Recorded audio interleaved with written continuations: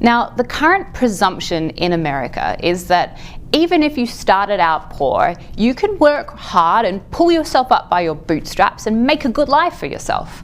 So to solve this inequality for Black Americans, the current presumption is that if you can just tap into that American spirit, you can end class inequality and you can also end racial inequality, and we'll all enjoy an equal and fair society for everyone.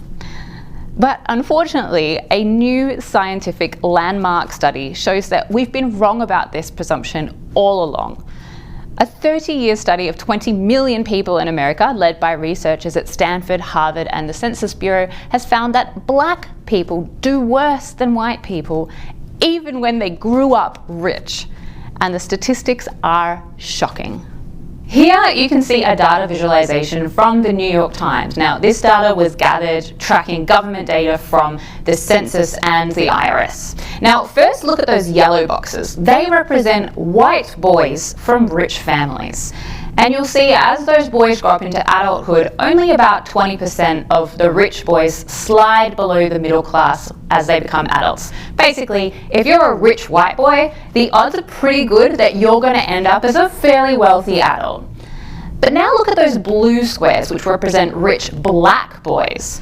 You can see those Black kids literally dropping down into poverty. In fact, of all the rich Black boys, 41% end up sliding below the middle class. That means even Black boys who grow up with rich parents are at a constant risk of sliding back into the poverty trap. This race difference also occurs the other way around if you track kids who grew up poor.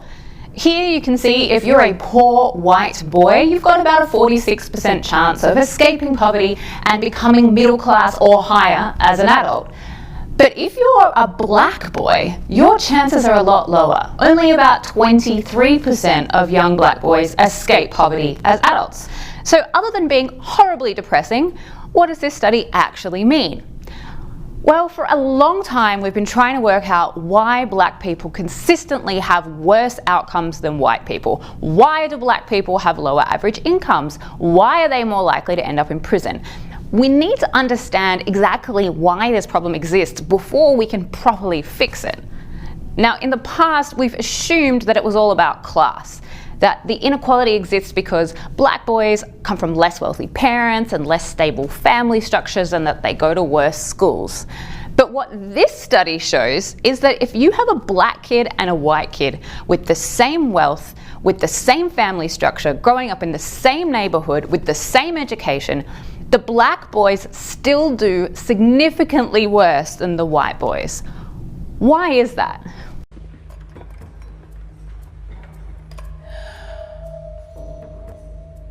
I'll be.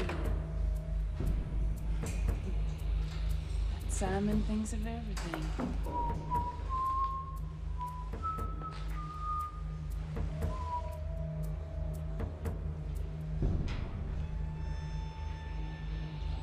Charlie, you like your cake?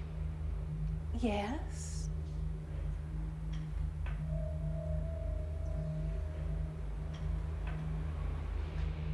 Happy birthday, baby. You're Simon? Quick. Before the axe come.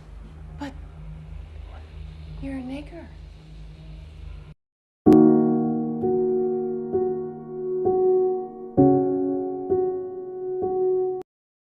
Well, one professor, Ibrahim Kandi, says the real problem is just straight up racism.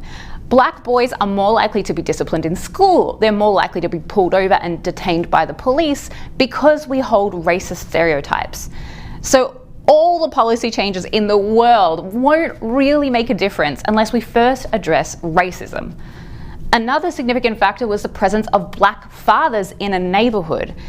Even if a Black boy doesn't have his own father in his home, if he lives in a community with a high number of Black fathers around, this appears to make a really big difference. Researchers are speculating that Black fathers serve as role models to Black boys, even if it's not that boy's father. But unfortunately, many Black kids grow up in communities where the Black men are often missing, thanks to high incarceration rates. So by taking lots of black men out of a community and putting them in prison, you perpetuate this cycle of poverty and crime and inequality as young boys grow up without role models.